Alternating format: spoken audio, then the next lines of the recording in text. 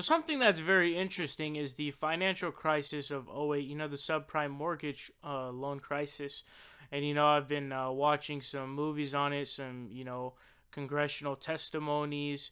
And this is an interesting clip that I came upon from, it's Elizabeth Warren. Now, this is afterwards, right? But it all is relative.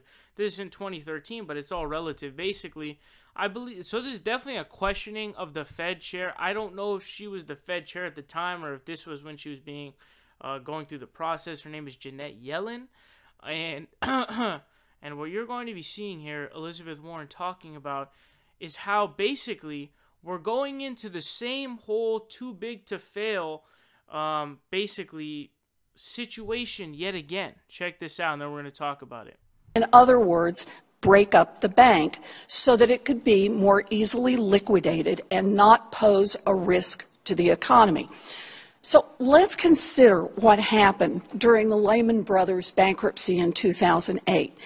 That's the one that sparked the financial crisis, nearly melted down the economy, and triggered the bailout by the taxpayers. The court proceedings took 3 years, clearly not rapid or orderly.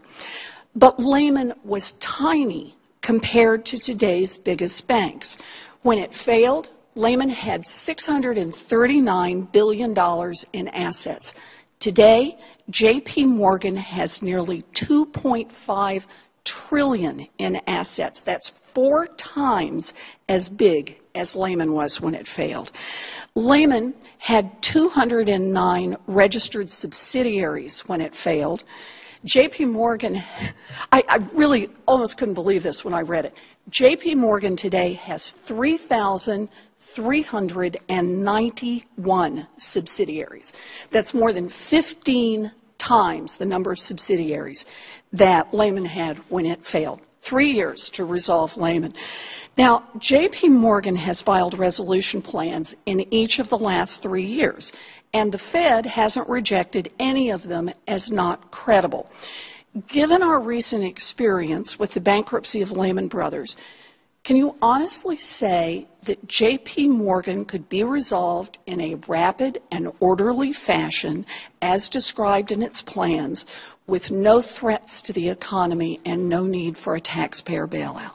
Those numbers are fucking crazy. So again, just to reiterate a bit, I don't remember the exact numbers, but having quadruple, I believe it was like triple or double or whatever times the amount of assets or the money and assets that that the Lehman Brothers had, that JP Morgan and Chase now has. So basically, the Lehman Brothers was a bank that went under because basically their assets turned to shit and they were trying to get rid of it, but nobody would buy it, and then everything was worth nothing, and then, it's a lot more in depth than that, obviously, but you can look into that yourself because honestly, that's a lot to explain. But after the Lehman Brothers went under, it fucked everybody up and it fucked everything up. Now, this was a time bomb to begin with. It didn't matter which bank it was, but the point being, once that one bank fell under, it affects every other bank and everything. And it's the largest bankruptcy filing in the history of the United States ever. I believe it was over $600 billion of a bankruptcy. That's fucking crazy. It's out of this world bankruptcy. And so now you have JP Morgan and Chase twice or 3 times as big. Do you know what that means? That means that if this bank, JP Morgan and Chase, or any other one that is, substantial ones, whether it be Wells Fargo or, Bank of America, whatever, if that becomes insolvent and it goes under, the economy is going to be hit so hard that we're going to be in this too big to fail paradigm yet again, because you either have this street, you go either the economy is fucking, you're going to go into like massive, basically you can go into a depression because of it, because nobody can get any credit or get any money borrowed to do shit, to do everyday shit, get a house, whatever, get a car. And so that fucks up the economy, depresses the economy. But then if you just have the system continue going, a bank can just get super big and then it doesn't give a fuck.